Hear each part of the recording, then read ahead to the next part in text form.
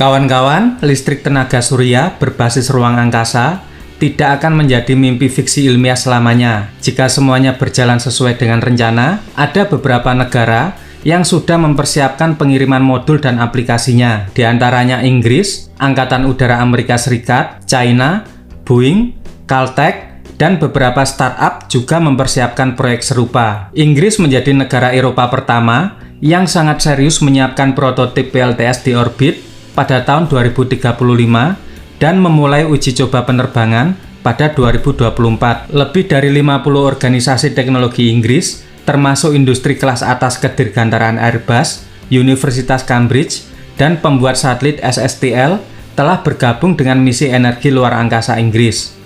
Memancarkan listrik dari luar angkasa menggunakan matahari dapat membantu Inggris memenuhi target emisi gas rumah kaca nol pada tahun 2050 dan lebih hemat biaya dibandingkan dengan opsi lain yang ada. Inisiatif ini berdasarkan perencanaan pada studi teknik ekstensif yang dilakukan oleh konsultan Fraser-Nash yang ditugaskan oleh pemerintah Inggris pada tahun lalu. Hasil kajian riset menyimpulkan bahwa ini layak secara teknis dan tidak memerlukan terobosan dalam hukum fisika, material baru, atau teknologi komponen, kata Soltau, peneliti senior. Inisiatif ini telah menetapkan rencana pengembangan 12 tahun pembangunan terminal pembangkit yang dirakit oleh robot di orbit menggunakan konsep modular yang disebut Cassiopeia atau Constant Aperture Solid State Integrated Orbital Phase Array yang dikendalikan oleh perusahaan teknik Inggris International Electric Company. Sifat modular dari pembangkit listrik yang mengorbit berarti proyek dapat diperluas setelah fase uji coba. Prototipe ini akan menjadi modul raksasa yang membentang beberapa kilometer dan membutuhkan 300 peluncuran roket seukuran SpaceX Starship untuk dikirim ke orbit. Panel surya ruang angkasa akan mengorbit 36.000 km di atas permukaan bumi dengan menghadap matahari secara konstan. Fungsi utama dari panel satelit ini adalah mengumpulkan energi matahari melalui optik berkonsentrasi ke sel fotovoltaik. Panel akan menghasilkan listrik arus searah atau DC, kemudian diubah menjadi gelombang mikro melalui penguat daya frekuensi radio solid state dan ditransmisikan dalam sinar gelombang mikro yang koheren ke bumi. Cassiopeia akan menghasilkan lebih banyak listrik daripada pembangkit listrik tenaga surya terestrial dengan ukuran yang sama. Dibandingkan dengan panel surya yang ditempatkan di bumi, panel surya luar angkasa akan menghasilkan energi 13 kali lebih banyak. Selain itu, pembangkit listrik tenaga surya berbasis ruang angkasa tidak akan mengalami masalah intermittent yang mengganggu sebagian besar pembangkit listrik terbarukan di bumi. Matahari selalu bersinar dan tidak ada badai atau gangguan cuaca seperti halnya di bumi.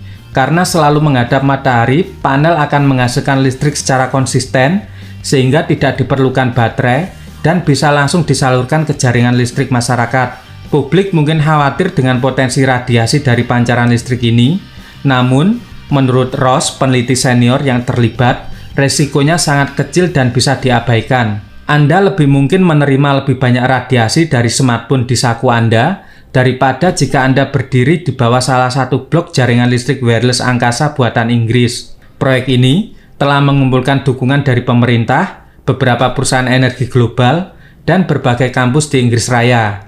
Pendanaan yang disiapkan sudah lebih dari cukup untuk tahap pembuatan prototipe hingga penerapannya. Konsep panel surya yang memancarkan daya nirkabel ke bumi bukan hal yang baru. Pada tahun 1941, Isaac Asimov menggambarkan teknologi itu pada cerita pendek fiksi ilmiah. Sejak tahun 60-an, beberapa ilmuwan dan insinyur luar angkasa telah tertarik gagasan stasiun surya di luar angkasa. Dari ketinggian 36.000 km atau lebih, pembangkit listrik tenaga surya geostasioner dapat menghindari bayangan bumi dan melihat matahari 24 jam sehari. Sementara pada tahun 1970-an, Peter Glaser menerima paten untuk desain pengiriman daya dari satelit untuk bumi dengan menggunakan microwave. NASA juga telah melakukan eksplorasi konsep beberapa kali sebelumnya. Badan Antariksa Jepang atau JAXA juga telah mengembangkan sistem tenaga surya antariksa pada tahun 1998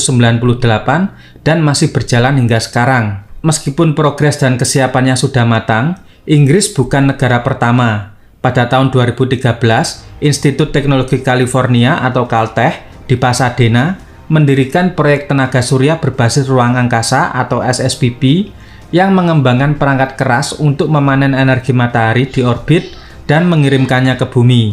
SSBP telah mengembangkan prototipe yang mendemonstrasikan teknologi yang mengubah sinar matahari menjadi energi gelombang mikrofrekuensi radio, kemudian mengirimkan daya secara nirkabel dalam sinar yang dapat dikendalikan. Cina tentu saja tidak ketinggalan. Kota Chongqing di barat daya Cina akan segera memiliki fasilitas eksperimental pertama di negara itu untuk menguji teknologi revolusioner yang memungkinkan Cina untuk mengirim dan menerima sinar energi yang kuat dari luar angkasa. Negara itu akan menempatkan stasiun energi surya 1 MW di luar angkasa pada tahun 2030 dan pada tahun 2049 ketika Republik Rakyat Cina merayakan hari jadinya yang ke-100, total kapasitas pembangkit akan meningkat menjadi 1 gigawatt, setara dengan reaktor tenaga nuklir terbesar saat ini. Menurut perhitungan oleh tim peneliti dengan Universitas Jiaotong Beijing, penduduk tidak dapat tinggal dalam jarak 5 km dari stasiun penerima energi karena Cina menggunakan metode pancaran radiasi tinggi. Bahkan kereta yang jaraknya lebih dari 10 km dapat mengalami masalah seperti kehilangan komunikasi secara tiba-tiba karena frekuensi gelombang mikro. Jika Cina tidak melakukannya, Amerika Serikat dan negara-negara barat akan melakukannya. Militer Amerika Serikat diduga menunjukkan minat yang besar terhadap teknologi tersebut.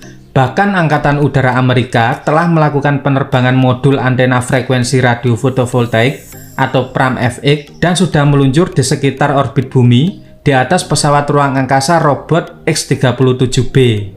Menurut beberapa kontraktor pertahanan, teknologi itu disebut dapat digunakan untuk mengoperasikan alat militer seperti rudal hipersonik dan pesawat terbang hingga menyebabkan pemadaman komunikasi di seluruh kota. Terlepas dari kontroversi, teknologi tenaga surya ruang angkasa disebut berperan penting dalam rencana pengembangan ruang angkasa karena akan merangsang pengembangan berbagai teknologi mutakhir termasuk roket super heavy, pesawat ruang angkasa hipersonik untuk transportasi berbiaya rendah, konstruksi infrastruktur orbital, dan direct energi. Oke kawan-kawan, demikian, terima kasih.